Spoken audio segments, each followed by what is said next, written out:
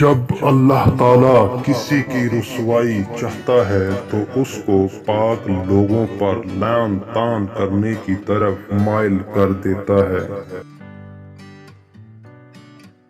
اللہ تعالیٰ جب کسی فرد کی عیب پوشی کرنا چاہتا ہے تو اسے محبوب لوگوں کے عیب پر بھی بات نہ کرنے کی توفیق بخش دیتا ہے۔ جدائی کا ایک لمحہ بھی عاشق کے نزدیک 1 سال کے برابر ہے۔ علم کی تلوار لوہے کی تلوار سے زیادہ اثر رکھتی ہے، بلکہ فتح حاصل کرنے میں علم سینکڑوں لشکر سے زیادہ مؤثر ہے۔ احمق کی دوستی اور اس کی محبت سے دین اور دنیا دونوں ہی کا خون ہوتا ہے۔ جب بیمار کی قضا آتی ہے تو طبیب بھی بے وقوف ہو جاتا ہے۔ جو عشق صرف رنگ اور روح کی خاطر ہوتا ہے وہ دراصل عشق نہیں، فسق ہے، اور اس کا انجام شرمندگی اور رسوائی کے علاوہ کچھ نہیں۔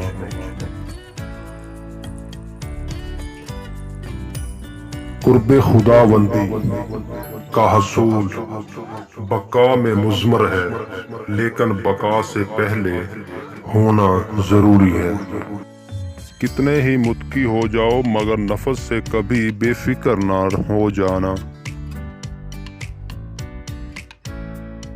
کتا چاہے جتنا بھی تربیت یافتہ ہو جائے لیکن اس کی گردن سے زنجیر کبھی نہ اتارنا۔ کوئی نقص الذہن کسی کام کے مقام کو نہیں سمجھ سکتا۔ ہر شر اور عیب اپنی پیدائش کے لحاظ سے حکمت کا حامل ہے۔ رات کو سو جانے کے بعد قیدی اپنے قید خانے کی تکلیف سے اور بادشاہ اپنی سلطنت اور دولت کے احساس سے خوف نہیں کھاتا۔ اللہ والوں کی باتیں قلب میں سکون پیدا کرتی ہیں اور ظاہر کی باتیں دل میں بے چینی اور اطمینان پیدا کرتی ہیں۔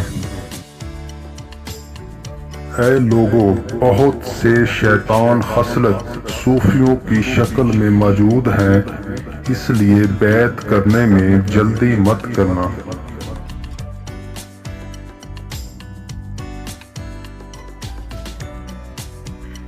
جہاں بھی پانی دیکھو سبزہ وہاں پر ضرور ہوگا، اور جہاں آنسو ہوں گے وہاں پر رحمت ضرور ہوگی۔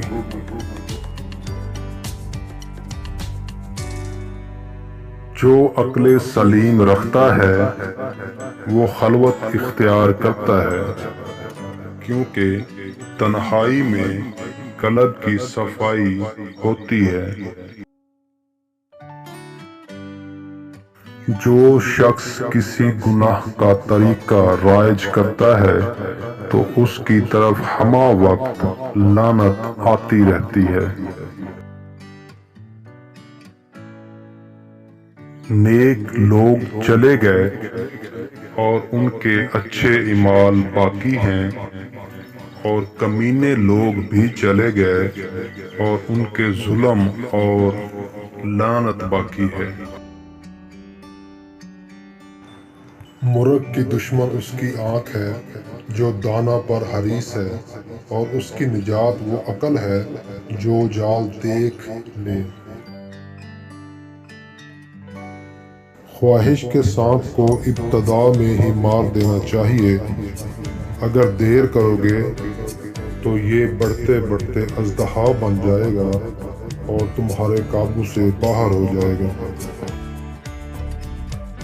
ہرس تجھ کو اندھا کر کے محروم کرتی ہے، اور ابلیس تجھے ہرس میں مبتلا کر کے اپنی طرح مردود کرتا ہے۔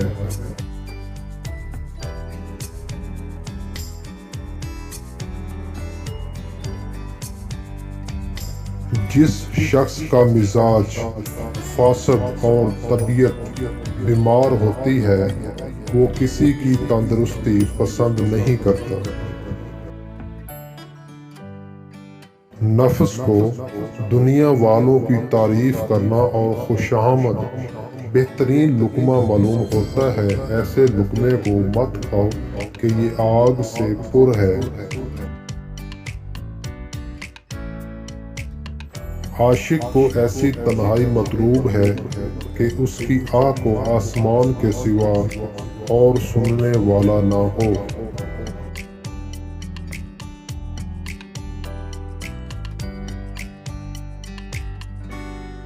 انسان کی جسمانی ہستی ایک پرکاہ کے برابر ہے، لیکن آرزوؤں کا پہاڑ اپنے اوپر لاد لیتا ہے۔